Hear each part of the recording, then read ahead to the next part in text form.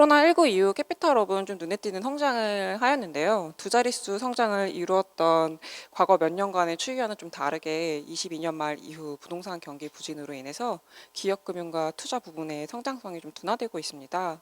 자동차 금융 시장의 경우 반도체 수급 완화로 이전보다는 판매량이 증가하고 시장도 좀 회복세를 보이고 있음에도 불구하고 업권 내외 경쟁이 심화되면서 수익성이 저하되는 모습을 보이고 있습니다. 내년에도 고금리 기조가 유지되고 부동산 경기 회복이 더딜 것으로 예상되는 가운데 캐피탈업의 성장성과 수익성은 올해보다도 좀 더 하락할 것으로 보이고요. 자세한 내용은 뒤쪽에서 설명드리도록 하겠습니다.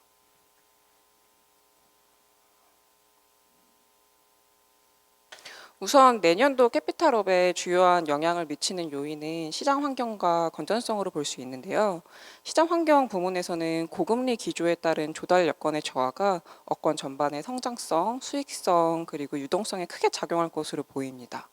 건전성 부분에서는 최근 부동산 경기 불안과 경기 침체가 지속되면서 업권 전반에 걸쳐 잠재 부실 위험이 증가할 것으로 예상됩니다. 그리고 캐피탈업의 주요 전망 이슈는 비우호적인 영업 환경에 따른 성장성 그리고 수익성의 둔화, 경기 침체에 따른 건전성 리스크 확대 우려, 자동차 금융 시장의 경쟁 심화, 기업 투자 금융 중심의 사업 포트폴리오 재편으로 이슈를 살펴보았고요. 관련 내용을 좀 순서대로 설명드리도록 하겠습니다. 캐피탈업은 좀 시장 상황에 따라 성장률이 다르게 나타나는 경향이 있고 전반적으로 볼 때는 과거 한 10년 가까이 꾸준히 한 두 자릿수 성장을 좀 이룩하고 있습니다. 근데 최근 몇 년간은 코로나19처럼 이제 시장 유동성이 증가하면서 성장폭이 엄청 두드러지게 증가하였지만 올해랑 내년의 경우 부동산 경기 불안과 경기 침체로 인해 이전과 같은 자산 성장을 좀 보기 쉽지 않을 것으로 예상됩니다. 특히 수신 기능이 없는 캐피탈업의 특징상 조달 비용이 상승하면서 운용 수익률도 좀 하락하고 위험 자산이 증가로 충당금 적립이 증가하게 되면서 당분간은 이전과 같은 수익성을 보이기는 어려울 것으로 보입니다.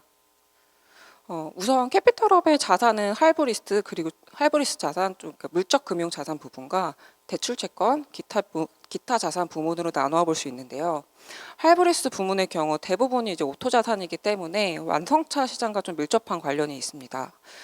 반도체 물류 대란이 이제 해소되면서 차량용 반도체 수급이 예전보다는 많이 안정적이졌고 차량 가격이 이제 지속적으로 상승하고 있기 때문에 차량 하이브리스 부문에서는 좀 견조한 성장세를 보일 것으로 예상됩니다. 그러나 전체 자산의 한 65%를 차지하는 대출 채권 및 기타 자산 부문은 대부분 이제 부동산 경기와 밀접한 관련이 있습니다. 아직까지도 부동산 경기가 많이 위축되어 있고 이전과 같은 이제 호황이 당분간 좀 다가오기 어렵다라고 보기 때문에 예전보다는 성장세가 더딜 것으로 보입니다. 우측 하단의 상가 수익률이나 주택 매매 지수 그래프에서 알 수 있듯이 아직까지도 좀 회복세가 더디게 나타나고 있고 기존의 채권 회수가 어려운 사업장들이 좀 있다 보니 이전과 같은 자산 성장을 실현하기는 사실상 어려울 것으로 좀 보입니다. 특히 고금리 기조가 유지되면서 캐피탈사들의 조달이 이전보다 좀 어려워졌다는 점도 성장을 어렵게 하는 요인이라고 볼 수 있는데요. 캐피탈사의 대출 채권, 투자 자산 비중이 증가하면서 좀 장기로 자금을 조달하는 게 좀 중요한데 고금리 기조가 장기화되면서 조달 비용에 대한 부담이 좀 많이 늘었고 이로 인해 오히려 단기 자금을 중심으로 이제 조달 비중이 좀 이렇게 높아지고 있습니다. 또한 과거에 좀 저리로 발행하였던 채권의 만기 대부분이 이제 23년도와 24년에 걸쳐 도래하면서 차환 발행 부담이 증가하고 있습니다. 근데 그 가운데 여전체를 가장 많이 보유하고 있던 증권사의 여전체 편입 한도 축소 등의 규제로 인해서 자금 조달 환경 또한 악화되어 유동성 부담도 이전보다 상당히 커진 것으로 보입니다. 최근 자금 조달이 어려워지면서 이제 캐피탈사들이 ABS 발행 등을 통해서 자금 조달 경로를 좀 다양화하겠다 하는 노력을 하고 있지만 이마저도 발행 규모가 좀 크지 않아서 필요 자금을 충분히 조달하기는 무리가 있을 것으로 판단됩니다. 캐피탈업의 수익성으로 넘어가 보면 캐피탈업의 경우 최근 몇 년간 한 10%대의 ROE를 보이고 있었어요. 근데 올해랑 내년에는 사실 이점보다는 조달하고 대손 비용이 좀 많이 증가해서 수익성이 현저하게 낮아질 것으로 좀 예상되는 부분이 있습니다. 레고랜드 사태로 인해서 사실 채권 시장이 경색되면서 캐피탈사가 발행하는 채권의 스프레드도 확대되고 있고 이런 문제 때문에 조달 부담도 이전보다는 많이 커지고 있습니다.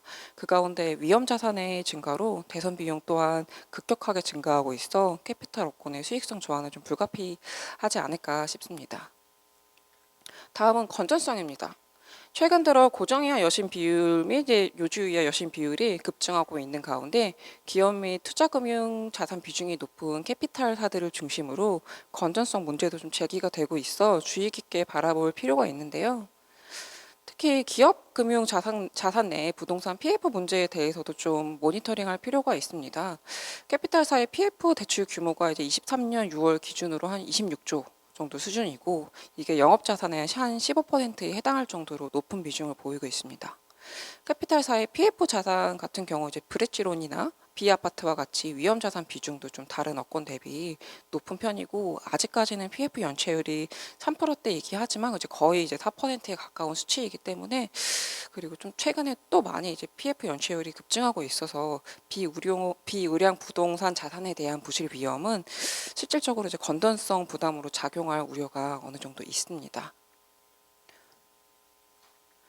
마지막으로 오토 금융을 둘러싼 경쟁 구도를 좀 살펴보겠습니다. 아직까지는 캐피탈사가 그 오토금융 시장에서 사실 절대적인 시장 점유율을 차지하고 있지만 점차 이 시장 점유율 또한 좀 줄고 있는 추이를 보이고 있습니다. 실질적으로 시장 규모가 어느 정도 이제 정해져 있고 오토금융 시장 이렇게 성장성은 좀 제한적이지만 오토금융 시장 내에 이제 신규 진입장들이 계속 늘고 있는 상황입니다. 때문에 앞으로도 시장 점유율을 확대하기란 좀 쉽지 않을 것으로 보입니다.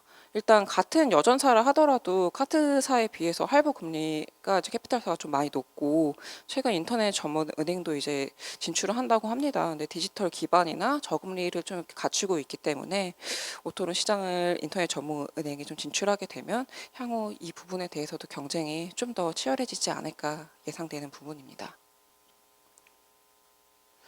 캐피탈 업권을 둘러싼 경영 환경이 계속 어려워지고 있고 유동성이랑 건전성에 대한 이슈 사실 계속 지속적으로 제기되고 있습니다.